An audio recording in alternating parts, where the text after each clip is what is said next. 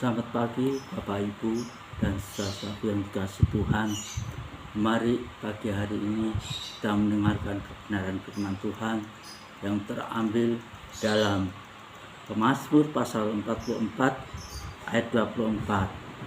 Demikian bunyinya, mengapa engkau membunyikan wajahmu dan melupakan penindasan dan himpitan terhadap kami.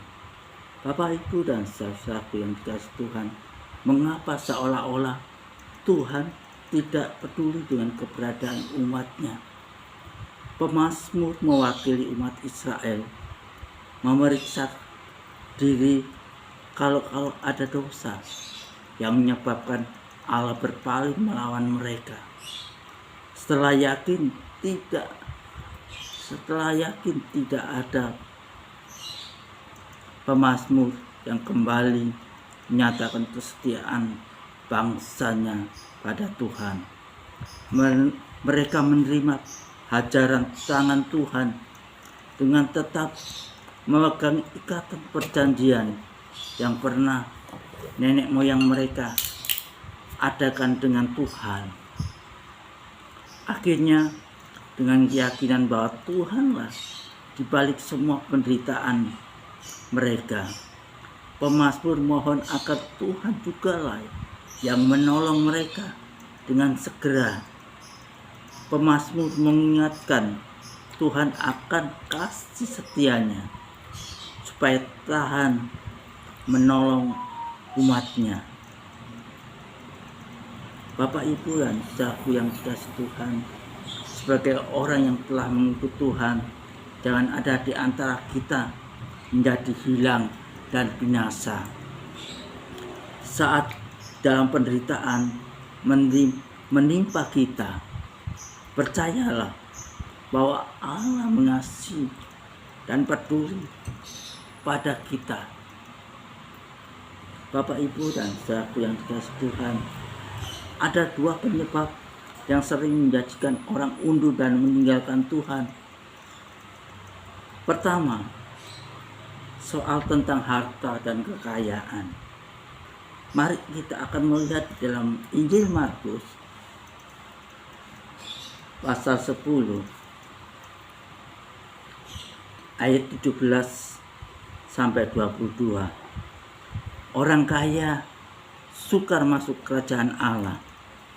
Pada waktu Yesus berangkat untuk meneruskan perjalanannya, datanglah seorang berlari-lari mendapatkan dia, dan sambil bertelut di hadapannya, ia bertanya, "Guru yang baik, apa yang harus kuperbuat untuk memperoleh yang kekal?" Jawab Yesus, "Mengapa kau katakan aku baik? Tak seorang pun yang baik selain daripada Allah saja." Ayat 19, engkau tentu mengetahui segala perintah Allah. Jangan membunuh, jangan berzina, jangan mencuri, jangan mengucapkan saksi dusta, jangan mengurangi hak orang, hormatilah ayahmu dan ibumu. Ayat 20, lalu kata orang itu kepadanya, "Guru, semuanya itu telah turuti sejak masa mudaku." Ayat 21, tapi Yesus memandang dia dan menaruh kasih kepadanya, lalu berkata kepadanya, "Hanya satu lagi kekuranganmu. Pergilah, jualah apa yang kau miliki dan berikanlah itu kepada orang-orang miskin, maka engkau akan peroleh harta di surga. Kemudian datanglah kemari dan ikutlah aku." Ayat 2, mendengar perkataan itu, ia menjadi kecewa, lalu pergi dan sedih sebanyak-banyaknya hartanya. Bapak, Ibu, dan saudaraku yang dikasihi Tuhan, banyak orang yang bersikap seperti orang kaya ini. Mereka lebih mengasihi harta kekayaannya daripada mengasihi Tuhan Yesus dengan mentaati perintahnya. Harta menjadi penghalang sehingga orang kaya itu tidak dapat mengikuti Yesus. Ia bahkan pergi meninggalkannya. Kita sering tahan menghadapi pergumulan dalam kekurangan, tapi tidak tahan uji dalam kelimpahan. Bapak, Ibu, dan saudaraku yang dikasihi Tuhan, sebagai nasihat, keselamatan lebih berharga daripada harta duniawi, dan Yesuslah sumber berkat kita. Amin. Di dalam Markus pasal 8 ayat 36, apa gunanya seorang peroleh seluruh dunia tapi kehilangan nyawanya? Bapak, Ibu, dan saudaraku, apa gunanya kita memperoleh harta tapi jiwa kita binasa? Mari kita mencari Tuhan dengan sungguh-sungguh. Semakin kita setia kepada Tuhan, engkau akan diberkati dalam hidupmu. Percaya, jerih payahmu tidak akan pernah sia-sia. Amin.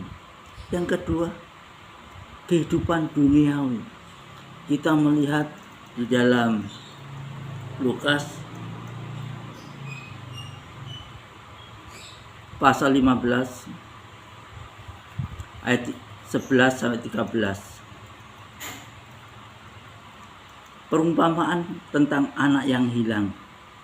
Yesus berkata lagi, ada seorang mempunyai 2 anak laki-laki. 12. Kata yang bungsu kepada ayahnya, Bapak, berikanlah padaku bagian harta milik kita yang menjadi hakku. Lalu ayahnya membagi-bagikan harta kekayaan itu di antara mereka. Ayat 13. Beberapa hari kemudian anak bungsu itu menjual seluruh bagiannya itu lalu pergi ke negeri yang jauh. Di sana ia memboroskan harta miliknya itu dengan hidup berfoya-foya. Banyak Bapak, Ibu, dan saudaraku yang dikasihi Tuhan, banyak orang bersikap seperti si bungsu ini. Ia lebih suka pergi jauh untuk hidup foya-foya daripada hidup bersama bapaknya. Bapak, Ibu, dan saudaraku, kita melihat kehidupan duniawi membuat persekutuan dengan Tuhan hilang, sehingga ia pun jatuh dalam percobaan hidup. Sebagai orang yang telah diberkati Tuhan, kita sering kembali ke dalam kehidupan duniawi dan meninggalkan Tuhan. Bapak, Ibu, dan saudaraku yang dikasihi Tuhan, dari kisah ini kita diingatkan supaya hidup kita diberkati. Kita harus lebih giat melayani dan lebih erat bersekutu dengan Tuhan. Di dalam 1 Korintus 15 ayat 58 berbunyi, karena itu saudara-saudaraku yang kekasih, berdirilah teguh, jangan goyah, dan giatlah selalu dalam pekerjaan Tuhan. Sebab kamu tahu bahwa dalam persekutuan dengan Tuhan, jerih payahmu tidak sia-sia. Pengiringan kita selama kita setia kepada Tuhan, Tuhan akan memberkati dalam kehidupan kita. Allah selalu fokus kepada kehidupan setiap anak-anaknya. Apapun yang saudara alami hari-hari ini, Tuhan akan selalu memberi pertolongan tepat pada waktunya. Bertekunlah, ada upah besar yang menanti kita. Hendaknya kita setia sampai akhir. Amin. Apa itu? Kalau menurut Ibrani pasal 10 ayat 38 sampai 39, demikian bunyinya. Tapi orangku yang benar akan hidup oleh iman. Amin. Dan apabila ia mengundurkan diri, maka aku tidak berkenan kepadanya. Ayat 39, tapi kita bukanlah orang-orang yang mengundurkan diri. Amin. Dan binasa, tapi orang-orang yang percaya dan yang beroleh hidup. Bapak, Ibu, dan saudaraku yang dikasihi Tuhan, biarlah lewat renungan firman Tuhan pagi hari ini kita diberkati oleh Tuhan. Apapun masalah yang kita hadapi mulai pagi ini, pasti Tuhan selalu memberi kekuatan dalam kehidupan kita. Mereka yang sakit, mereka akan diberikan kesembuhan. Yang lemah, Tuhan akan memberi kekuatan. Yang menghadapi jalan buntu, Tuhan akan memberi buka jalan. Apapun persoalan, apapun masalah, Tuhan pasti membuka jalan dalam kehidupan kita. Amin. Mari kita berdoa bersama. Bapak, Ibu, kami bersyukur pada pagi hari ini kami sudah mendengarkan kebenaran firman-Mu. Biarlah lewat firman-Mu kami yang lemah diberi kekuatan. Yang menghadapi jalan buntu, Tuhan selalu memberikan kekuatan. Kami menyerahkan pergumulan umat-umat-Mu. Biarlah Tuhan memberi penghiburan. Yang sakit memberikan kesembuhan. Yang lemah Tuhan beri kekuatan. Apapun yang mereka hadapi hari-hari ini, biarlah Tuhan beri pertolongan tepat pada waktunya. Terpujilah nama-Mu Tuhan, kekal dan selama-lamanya. Amin.